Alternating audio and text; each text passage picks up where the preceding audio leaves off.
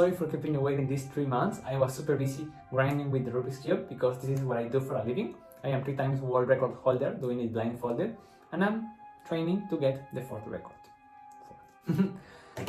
But anyways, this doesn't mean that I stopped playing Yu-Gi-Oh! It just means that I stopped uploading videos here. I was still grinding, developing strategies, combo lines, crazy combos. And until right now, I was preparing, so now I can drop the bomb. I have mastered the deck. I know it can sound overconfident or cocky, but it's just the truth. And you're going to believe me eventually, if not now. Anyway, you know this channel is been about Infernoble since day one, since video one, about good, high quality content, and that hasn't changed at all. But now we have more tools, we have a better chance to win against top tier decks, thanks to the support. And also I have one big announcement. Since right now I am more free of time, I can tell you this. I am doing coaching sessions, only for Yu-Gi-Oh! And Infernoble specifically. So if you're interested into that, just let me know in the comments or contact me over Discord. I was doing it before, but just low profile. I didn't want to tell you to my whole YouTube community because I don't want any one of you to reach me and I having to say I don't have time. So right now I think I do have enough time. Hopefully I can tell all of you that are interested a big yes. Besides that, I think we are ready. So this video is going to be about a replay beating Unchained, that is one of the best decks at the moment. So without much more to say, see you there. Okay guys, so let's begin with the replay. As you can see in the screen right now, we won the dice roll, we are facing Unchained, they open Imperm, we open 2 hand drops and barely combo. So what goes next? What should we do? Very simple, we make Angelica, because if we would make Isolde, we would lose to not only Imperm, but any hand drop. Angelica at least is more resilient. As you can see, they cannot Imperm Angelica at, they could only do it on the second effect. But what could happen? Let me tell you, we have a lot of options, because we would have Maugis equip, we could Museum and get Durandal, get an extender, summon Maugis, we could use Joy to get another extender, or send Joy to the graveyard with a reaching hand that we could search and trigger it. So we have a lot of options. After analyzing all the hands, all the combos, I figured that the best line ended on double Charlemagne. So 3 engine interruptions, plus the Maugis draw, plus the 2 hand drops, in case they decided to Imperm here. So they didn't. I think that's fair because they could see how easily we could go into Isolde and keep comboing. So they probably just wanted to hold the Imperm until their turn, because they have a strong engine, a strong hand. So they could probably push through a lot. So we keep going. This is just straightforward. We are going to get Durandal. Maybe the different thing here is that we don't mill Turpin, we actually search it. I mean, it works, why not? That way Almace gets a good target to recover, that is Gifrit. And as you can see, we just do the classic end board of 4 engine interruptions, in this case plus the 2 non-engine, and a decent follow-up overall. So we didn't need to make Isolde. That's not every hand, like in some hands we do have to make Isolde. In this case it was just not that needed. So at the end we are ending on like this end board, and they top deck Nib. That's just unfortunate. If you check the combo, I sequence it in a way that if they Nib at almost any point, we would end on at least the one Gifrit. That's why I summon Gifrit at the end. Anyways, now what should we do with these 6 interruptions against his 5 cards? Because Nib doesn't count. So very simple. He starts with Prosperity, and because we are looking at it like this blinded game 1, we just have to negate it, because they didn't hand trap. They could be on Board Breakers, they could be on Dark Ruler, who knows. So we negate that. A key tip, we use the Charl that doesn't have the equip. That way if they want to force the other negate or Audit or Kaiju or whatever, they trigger the equip.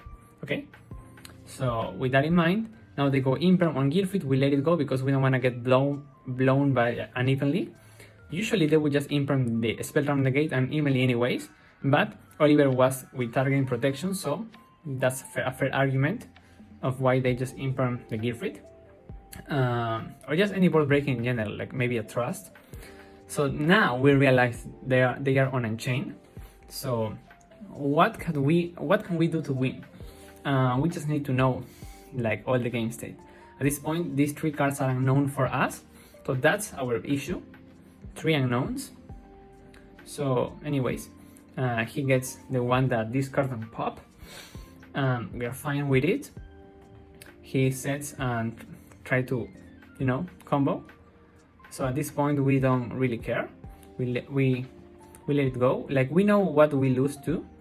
We know that we need to hold the interruptions until a certain point. Right now, by the way, we still have 4 interruptions, like 1 spell trap negate, 1 pop, 2 hand drops. Okay, so he goes like this. He discards. At this point, the second that he summons this guy and this card, we know we are winning because there is nothing hidden anymore. Everything is known, and because we know the matchup, we know what to do. So he tries to get rid of this guy, the spell trap negate, but yeah, that's fine. At this point, that's totally fine. We trigger Durandal to get follow-up, because this joy that we are adding back is going to be Renault or Gearfried, depending on how much he pushes and how much he can out. So we still have the pop and the hand drops, and it's really simple. His monster, his Sharvara, is going to set something, and when he pops that and tries to summon from deck, that's going to be the Ash target. The Moonlight Shield target should be just the Link 4 that is able to pop 3 cards.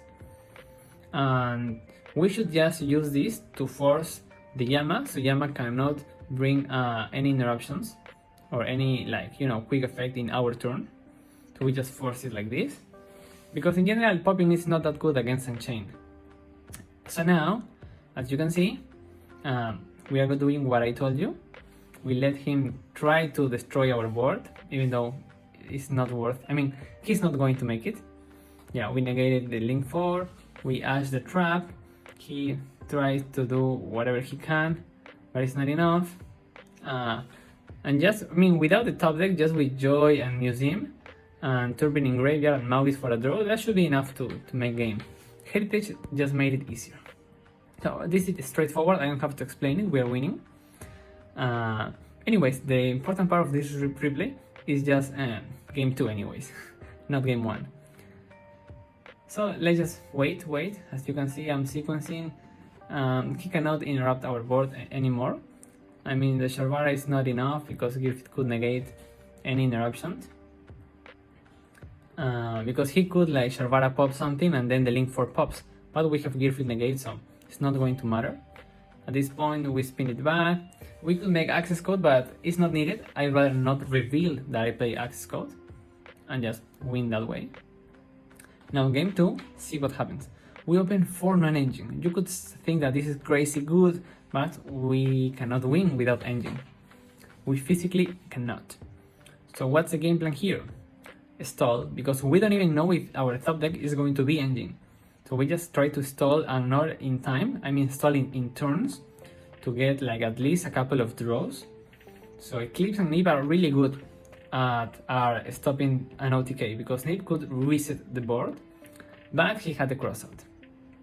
So at this point, I mean, we kind of knew about the crossout because he discarded 1, so he probably had another copy. So what can we do? We top deck Imperm. I seriously thought about scooping here, but I realized I don't have to. Eclipse can be good enough to survive, so we just put the Imperms in the same columns as the traps that he has set. He used 1, he gets more follow-up, and now on his turn, he thinks it's a free win, so we use Eclipse here. Now, what is he going to do? Change the trap, because he's winning. Like, if this trap goes through, he's gonna summon the tricky monster, this card pop and win. So we need to negate this with the Imperm, and that way we still have our other Imperm. So he doesn't want to make a lot of summons because Nip, and I don't think he even can, because we set 2 monsters. So he just make the Rage and get a couple of draws. Sharvara as a draw is nice, could be an interruption. So at this point, we finally got, it's not a good engine, like it's just something. So there is Oliver Flint, like if they could go uninterrupted, I could OTK. How? You're going to see. But they have interruption, they have Griffon, they have Rage, they have Sharvara that could pop and summon the Abomination. So how are we stopping this? Simple. At this moment, he wanna rage with the flint that we special summon, we imperm that. But you should save imperm for Griffon. No, we don't. Now he tries to Sharvara to get the pop, you know, the abomination. But we master that. As you can see, we save the non-engine to make sure that our little fragile combo line goes through. So now we are pretty much uninterrupted. And we can just full combo. Why Isolde and not Angelica? Because we could have made Angelica. Well, first because we need Isolde here to make the OTK, and second because Griffon means that we need arrows at all time. So Isolde have an arrow, and Isolde is giving 2 arrows, which are extremely important. So you should know how to play under Griffon, like this. We can make the standard combo line, but thanks to the Isolde arrows, it is going to work. So far, so good, it's working. DDR, summon the level 4 non-tuner with Renault, make Angelica, again, under the arrow, get Museum, now trigger Angelica, get an equip, get a meal, get a Roland, like this is just standard. But what's going to change now? Well, what is going to change is that we make Unicorn. Yeah. How? I mean, why? Because we don't want Griffon anymore on board. We need to rip apart every piece of his board to OTK. Now we get the Gearfried. Now we summon it. And you could think that, okay, now we can make 1 Charles or maybe 2, but no. We just make access code. Why? Because again, we need to OTK. We don't want to set up an end board and then go battle phase, destroy the board, main phase 2, end phase, now we have the end board plus the NIP. No. We just want to win right now on the spot, because who knows what could he top deck if he didn't use this as a hand traps, what kind of engine cards he has in hand, we have no idea. So if we can OTK, why not? At this point, we just Museum, and here is when we get Warrior locked, not before. Sometimes we cannot choose, but sometimes we can. And if we can control it, we should. And now, we have to be really smart. So we pop Sharvara, we let him trigger, his effects, set, revive. He tries to use this, we let it go, because, you know what? We just need to Gearfried Abomination. That's all, And now we can keep popping. Now we need to not destroy Rakea, because that could trigger Rakea. So we need to equip Rakea to Gearfried, and that ensures the OTK. Equip it, and then attack directly with access code. Oh yeah, that's game. So hope you learned something from this replay. Let me know if you have any questions. So the next video is going to be about the decklist. So stay tuned, because I know that you want to see that. Now remember, if you want the best information for Infernoble, you have it here in my channel, but also in my coaching. See you in the next one.